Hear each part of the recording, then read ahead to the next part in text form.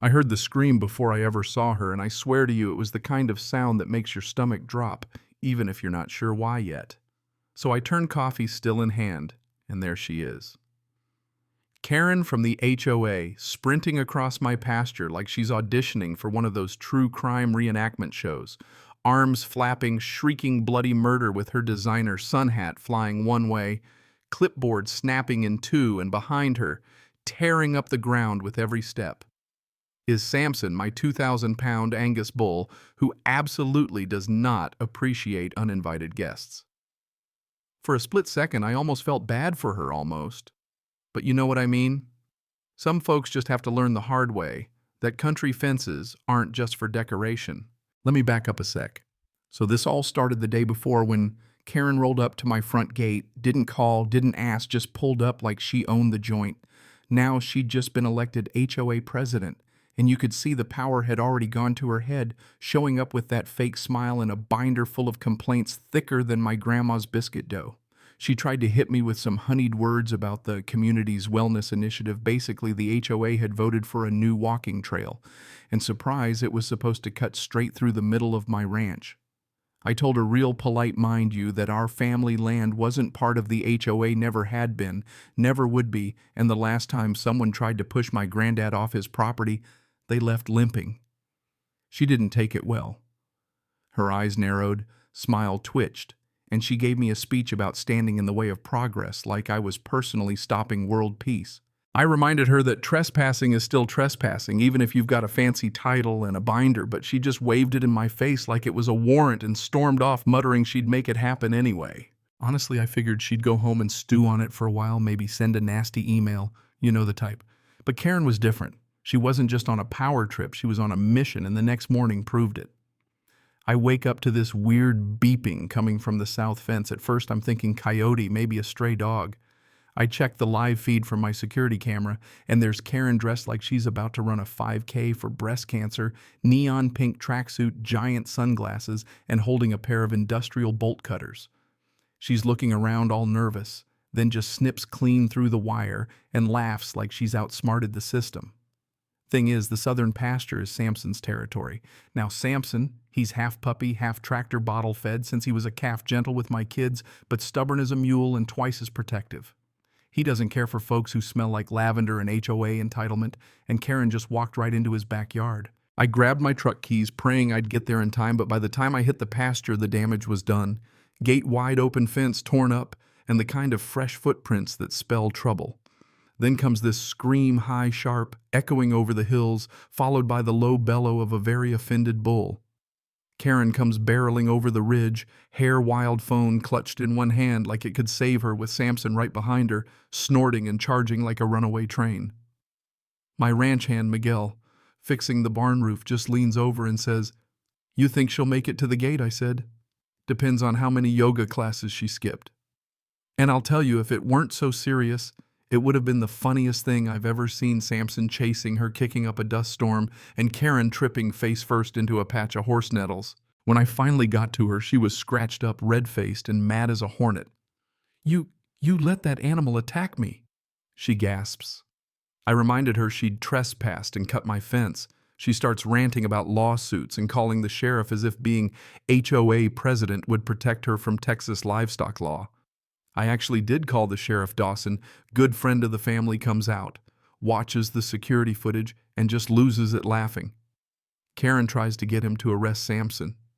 He looks at her like she's lost her mind and says, "Ma'am, that bull's got more right to be here than you."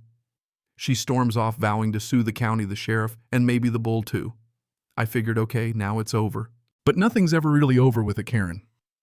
That afternoon, the video hits Reddit, goes viral, and suddenly, Samson's the HOA Avenger, memes everywhere, news crews calling, even the local feed store offers to sponsor his grain if he'll wear a cowboy hat for a promo. Meanwhile, Karen goes radio silent. Now you know how it is when someone that loud goes quiet, it's never a good sign. I started getting this feeling deep in my gut that the real fight was just starting. And right on cue, 2 days later, this white SUV creeps down my road, out jumps Karen, ankle in a brace, looking like she's about to sue somebody. She's got backup this time, a guy with a clipboard and a woman in sunglasses so big you'd think she was hiding from the IRS. They march up to my gate, claim they're here to document damages and trauma for the HOA board, and demand access to my land. I just shake my head and show them the property line deeds older than their subdivision, certified by my cousin, the county surveyor. Karen refuses to leave, films me on her phone, and starts narrating how I'm endangering the community with my wild animal. Miguel's in the background grinning as Samson drops a fresh pile in perfect view of her camera poetry, honestly. I brought out the county map, showed her plain as day my land is not and has never been HOA property. Karen stares at it like she's trying to crack a secret code and finally announces, "We're filing a formal grievance." I told her to spell my name right on the paperwork and sent them packing. Called Dawson again, told him what happened. He wasn't surprised, said she'd already called to report Samson as a danger to children and small dogs. He offered to send a deputy next time. So just to stay ahead, I upgraded the security camera's motion detector's warning signs that said live bull trespassers may be filmed or chased. Subtlety never worked on Karen. Later that week caught her and her new crew tossing apples over the fence trying to lure Samson to the edge. That footage straight to Reddit. Internet lost its mind. People joked she was filming Karens versus livestock rural justice. T-shirts started popping up petitions to make Samson the anti-HOA mascot. The whole town was watching now. And then came the grievance letter printed on fancy HOA letterhead, listing all sorts of fake infractions like unattractive fence and hostile animal within view of community spaces. I laughed so hard I nearly choked, but that's when I realized she was dead serious. So I called my lawyer, Denise, tough as nails, no patience for nonsense. She took one look and said, "You want to hit back or hit hard?" I said. "Both." That same day, we filed a countersuit trespassing property, damage harassment, endangering livestock, and a request for a restraining order. Within days, Karen got served on the sidewalk 20 feet from my new signs. Miguel said she read the papers, turned beet red, and started shouting about suing the sheriff, the county, and, yeah, probably the bull again. But this time the tide was turning. Neighbors started coming forward, sharing their own Karen stories, fined for flower beds, harassed for old trucks, called out for disruptive poultry noise.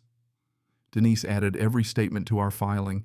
Then came the town council, fed up with Karen dragging them into HOA drama. A councilman told me she'd demanded FEMA paperwork for emotional distress caused by a bull chase. I about spit out my tea. Even the mayor dropped by, awkward handshake, nervous about whether I'd unleash Samson or offer a seat.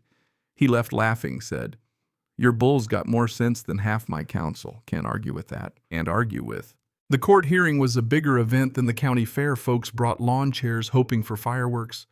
Karen strutted in with a neck brace. No one had seen that before. Her lawyer looking like he'd rather be anywhere else. Denise, cool as ever, played all the footage, showed every deed, every map, and every ridiculous claim Karen had made. The judge listened, then looked over his glasses and said, "This court does not rule on view preferences. This is land law, not window dressing. Ruled in my favor on all counts, damages paid, a permanent injunction, and Karen's HOA banned from my land for good." She stormed out, dropped her clipboard on the courthouse steps, and declared, "This community doesn't deserve me," which naturally became another meme. And that was it. Karen resigned. 2 days later, the HOA scrambled to clean up the mess, and the neighborhood finally exhaled. I hosted a community picnic on my land, burgers, stories. Even the mayor brought a plaque that read, "For unshakable fences and unbelievable patience." Samson got his own sign, "Home of the bull that beat the HOA." As the sun set and laughter faded, I walked the fence line, Samson at my side, and just breathed in the quiet. No drama, no threats, just peace. And you know, it hit me sometimes. Justice comes in a courtroom. Sometimes it comes with barbed wire and a stubborn bull. But either way, respect on this land isn't optional. You earn it or you get chased out.